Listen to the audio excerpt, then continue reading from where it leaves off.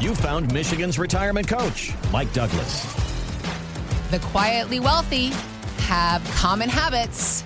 So what are they? Maybe some that you could adopt. That's what we'll talk about right now. If you think you can spot a millionaire just by looking at them, well, you might be wrong, because a lot of people think when you got a lot of money, that comes with also flashy cars, designer everything, a big old house.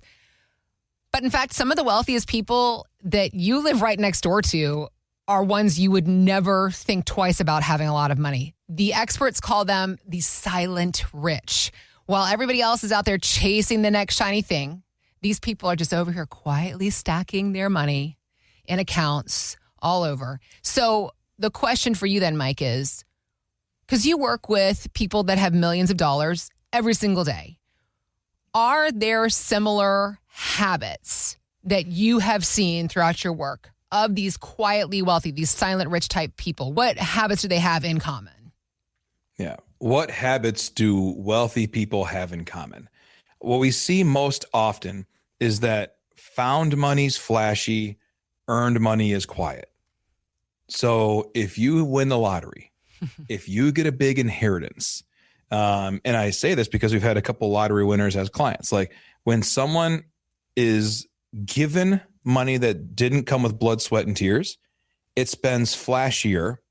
Even if the flashy is things like, oh, I'm going to do this for my family, or I'm going to do these trips, or it's flashier and it's quicker and it moves. It's more of a velocity spending versus when someone has earned it over time through intentional decisions, it's a quiet spend. Most millionaires that we meet don't look rich. Real wealth is often quiet, not flashy. And amen. Most people know the book, The Millionaire Next Door. It is more common than people think. $1 million is not what it used to be, which sounds like the most whatever cliche statement, but it's not. And at the same time, if you work 30 years and you are putting money away, it is not as difficult as people think. With how fast the market's growing, how many companies are contributing, what you can do, it's easier than ever to get to $1 million by retirement if you are diligent and dedicated to putting money away along the way. The silent rich do a few things. They spend intentionally, not emotionally.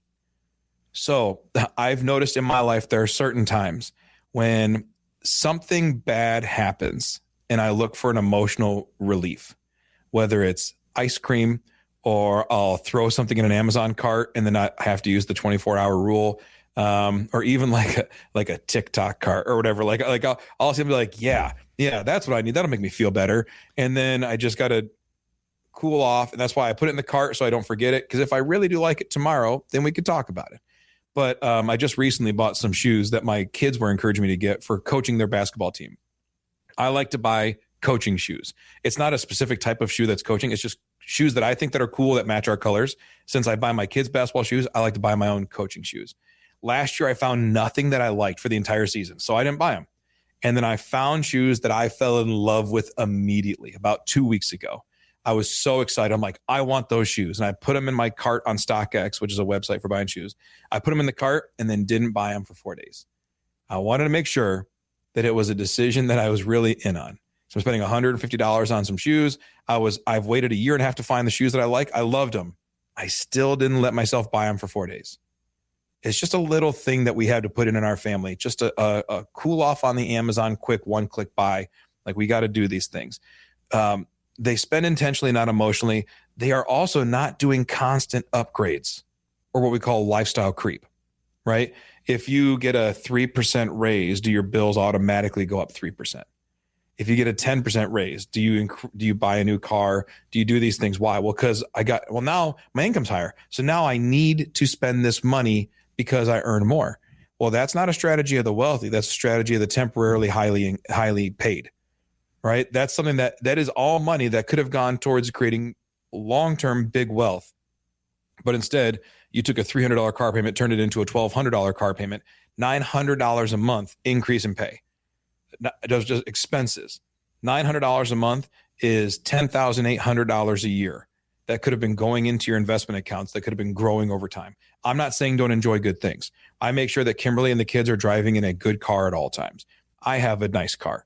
but it's not a $200,000 car. It's not a G-Wagon. It's a nice GMC Yukon that we have because we have 4 kids and I got to cart kids around all the time. But I make sure that what we do is well within appropriate means. And again, I'm not trying to put myself in the category of like the ultra wealthy or anything like that, but we've done some things right. And it comes from the lessons we're learning from these people. We see the both ends of the spectrum. I get a raise, I get a new car. Hold on a second. That's what I did in high school. You know, we would get like our tax, when I was in high school and first into college, I would get a tax refund and I would go see if I could get a better car than my Chevy Cavalier that I had or my little Chevy S10 that I had. And I would go to a place called Sundance Chevrolet here in Lansing.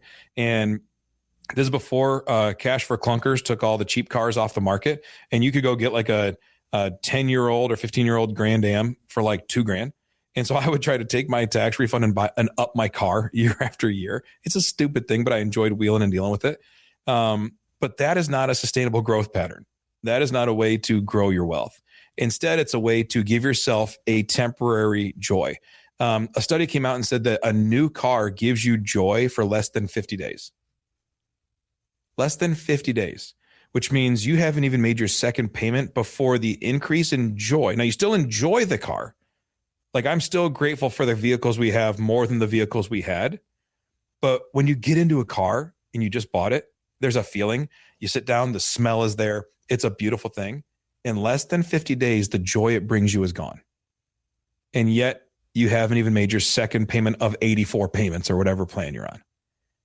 So understand that temporary joy you get is not what will build wealth. And the wealthy don't do that. They don't allow lifestyle creep. They save automatically is another one. So they're not flashy. They spend intentionally. They're not constantly upgrading. They save automatically. Raises and bonuses go towards building wealth, not bigger spending. When you get a raise, don't notice it. When you get a new job, stay where you are. It's a discipline that fights against everything in our world. We are in a consumer-based economy. Our consumer-based credit card debt as a country is over $1.3 trillion right now. And it was half of that in 2021. So we are in a consumer, be sold, easy access to purchasing economy. You have to fight that with everything inside of you and become a saver and a investor, because down the road, you will have money that nobody else has. Another thing, big decisions are planned using numbers, not impulse. Numbers, not impulse. When we plan a vacation, Kimberly and I could not be more different. She's always just book the flights, Mike. Just pick a hotel. I'm like, hold on. They may be cheaper tomorrow. They may be this. What if I can find a coupon code online? Like I just, there's something inside of me that has to fight for the next best deal. And I won't spend the money until I feel like I've exhausted all my options. And when we go to my kids' basketball tournaments, we'll get these Airbnbs and it'll be like, all right, here's this house, here's this house, here's this house, all these options. Which one do we want? And they're all within like $200 of each other. And I will labor over the decision because I just want to make the right decision. I don't want to waste. I don't want to.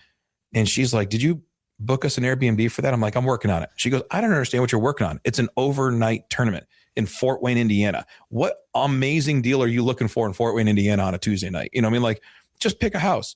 So big decisions, you have to use numbers, not impulse. And finally, you don't need a huge income. You need consistency and savings rates. That's what really matters.